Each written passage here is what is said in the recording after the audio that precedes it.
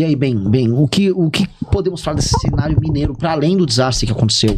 Como podemos desenhar o Estado 26, você, nós? Sim, Renan, Minas Gerais é um estado realmente assim, estratégico e bastante importante, né?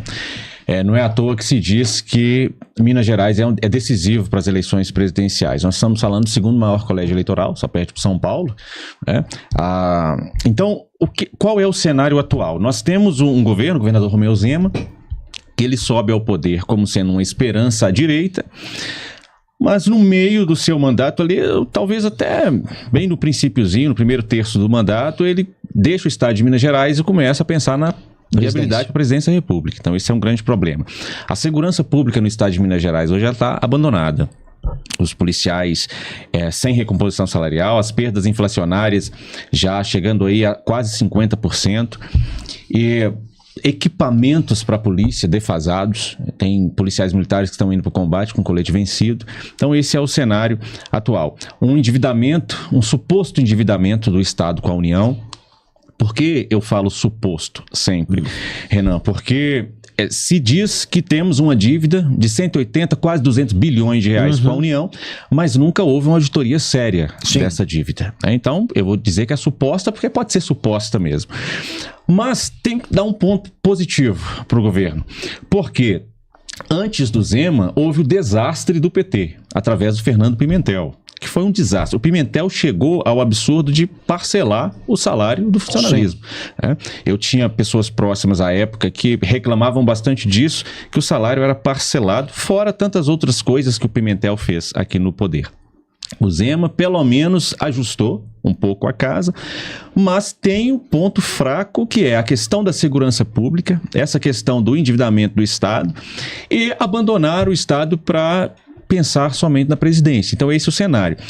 Para a missão, é um cenário muito propício para crescimento aqui no Estado, né? Você tem caciques eleitorais se organizando para entregar uma alternativa para o povo que não seja uma alternativa do povo, né? Aquela prática mesmo de chegar e falar como se fosse assim, nesse que vocês vão votar. É o Pacheco uma coisa dessa? O Pacheco é uma coisa dessa. O Pacheco, eu sempre gosto de falar que o Pacheco é aquele... Na volta a gente compra do Lula, né? Todo mundo sabe que o Lula, na verdade, o Pacheco, aliás, na verdade, queria ser ministro do Supremo. Isso aí todo mundo sabe. E o Lula, então, indica o Messias e agora ele está tentando entregar o Estado de Minas Gerais para o Pacheco como se fosse um prêmio de consolação. Sim. Toma aqui, você não foi ministro do STF, mas você vai ser governo do Estado. E isso não vai acontecer, né? Se depender de nós, depender da missão, isso não vai acontecer de forma nenhuma. Então o Pacheco é um desses nomes. Tem-se também um trabalho para emplacar o vice-governador do Zema, que é o Matheus Simões, né, para ver se ele emplaca, mas o Matheus também não está conseguindo emplacar por causa desses gargalos da segurança pública. Então está muito incerto o cenário. Posso fazer mais perguntas? Claro que pode. Porque assim, a gente tem que pensar cenários, desenhar cenários. O Ben conhece muito da política local e a gente sabe de algumas fofocas de pastor. Por que eu te desculpa te interromper? Não, fica à vontade.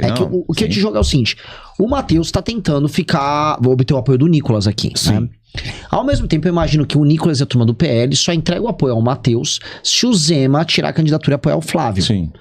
Não faz sentido eles apoiarem um cara que vai apoiar um concorrente do Flávio. Sim. Tem esse desenho, tem essa disputa de bastidor, como é que tá isso? Tem. Porque pra mim o Matheus só emplaca se ele tiver um apoio do bolsonarismo aqui. Exatamente. Esse tá sendo o principal gargalo, né? Ele não tá emplacando justamente por isso, por essa indefinição. Mas o Zema, em toda entrevista que dá, ele diz que ele é cabeça de chapa, que ele não vai ser vice do Flávio.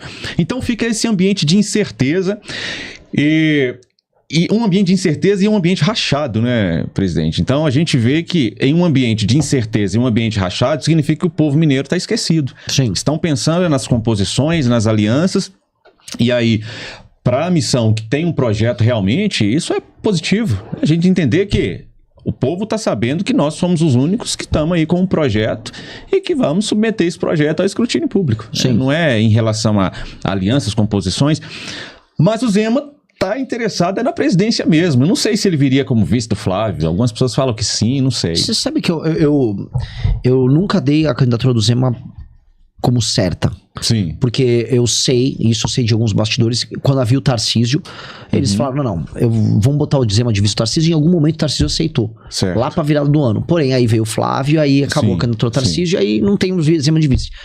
Hoje, o que eu vejo do quem pode impedir o Zema de ser candidato é o fato do Novo ter tantos candidatos a deputado que são bolsonaristas e que vão apoiar o Flávio, que eles vão ficar incomodados de ter um candidato que atrapalhe o Flávio. Exato, exatamente. E só deles estarem no partido, a candidatura do Zema seria uma candidatura condicionada a um apoio indireto ao Flávio. Porque imagina o seguinte, o candidato do Novo em São Paulo é o Salles, que é Bolsonaro. Sim.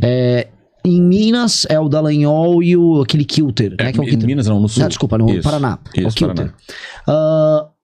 No Rio de Janeiro é um Luiz, esqueci o nome não, é um cara que era do PL e foi pro Novo, esqueci agora o nome dele, Luiz alguma coisa.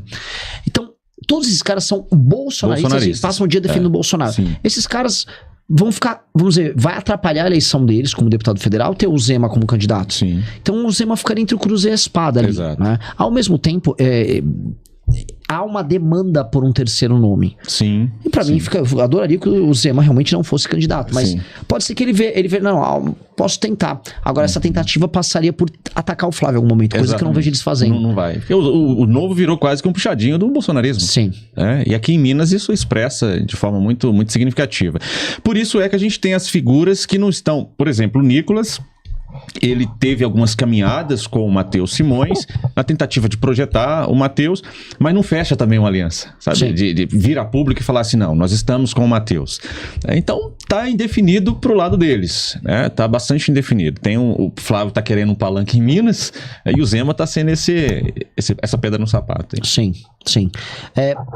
Voltando pro jogo de Minas aqui então. Então você teria o Cleitinho pelo Republicanos, que pode ou não pode ser candidato. Sim. Ele anunciou o apoio ao Republicanos. Você acha que ele vem candidato? O Republicanos, teve uma notícia hoje na Itatiaia, o presidente nacional do Republicanos afirmando que o Cleitinho será. E aí é outro problema, né? Porque o Cleitinho, ele inclusive se manifestou publicamente esses dias, que parece que havia uma espécie de acordo dele com o Nicolas. Entende?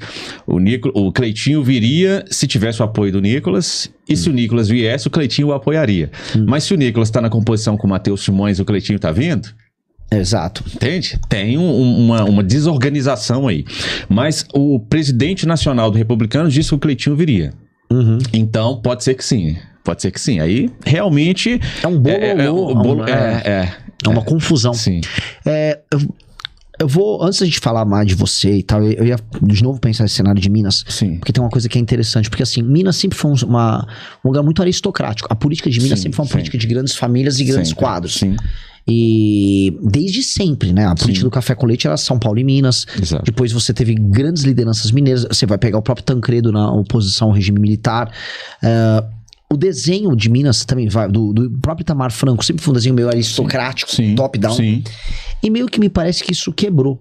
A última disputa aristocrática que teve, tinha o Pimenta versus Pimentel, né? E aí o Zema fura eles. Isso. E... o Anastasia, né? Tinha a Anastasia, isso. Mas antes teve o Pimenta. Teve o Pimenta, isso. Exato.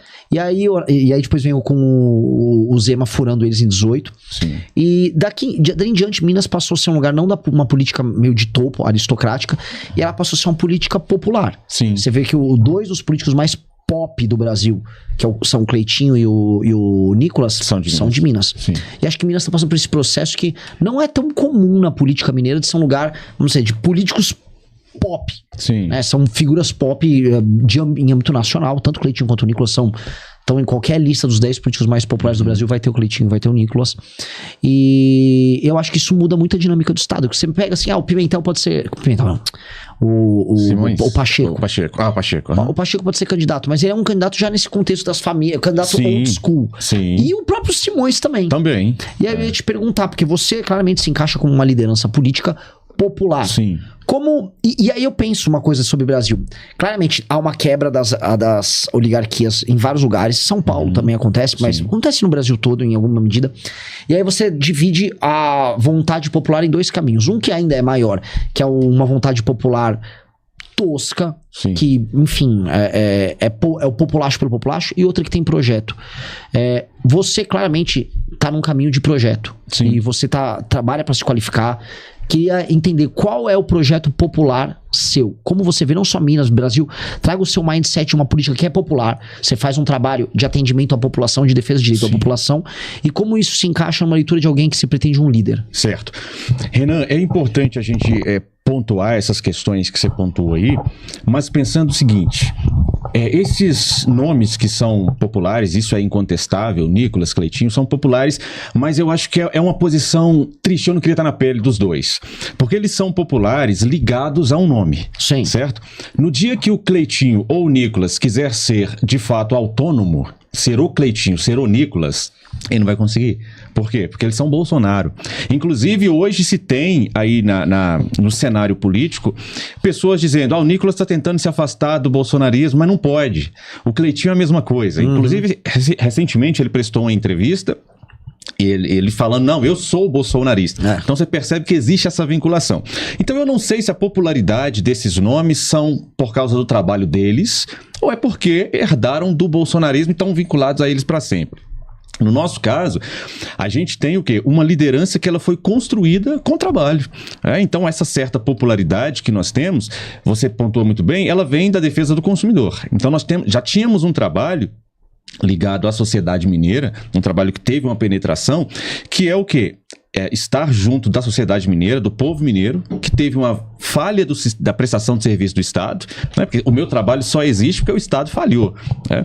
Se o Estado tivesse com os órgãos de proteção e defesa do consumidor eficazes, não precisaria de um jornalista fazer a defesa do consumidor.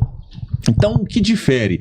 Claro que a popularidade de um Nicolas ou Cleitinho é muito maior do que a minha, mas o que difere no que diz respeito à popularidade é que uns são populares, mas não podem ser, eles não têm um projeto deles, eles não podem. Sim.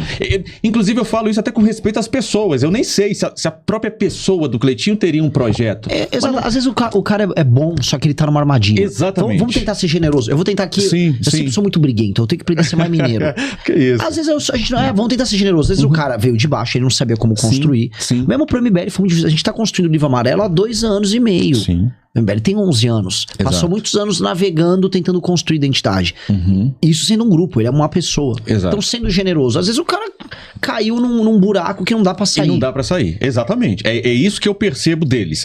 Então, se algum dia eles precisarem discordar, por exemplo, do bolsonarismo, eles perdem toda essa popularidade. Pois é. Né? Que ela é vinculada e precisa ser vinculada, e eles precisam arrastar isso há muito tempo. O nosso caso, e aí eu falo até mesmo pelo projeto da Missão. A Missão é um projeto que ela é acima de qualquer nome, né, Renan? É um projeto. Então, todos nós fazemos parte de um projeto e trazemos a nossa popularidade, mesmo que pequena, a um projeto que ele é desvinculado de nomes. É um livro. É um conjunto de propostas. Então, nós ajudamos a construir essas propostas. Você traz a sua expertise, cada um vai trazendo a sua experiência, mas nós não estamos ligados a uma pessoa que, se ela errar, Exato.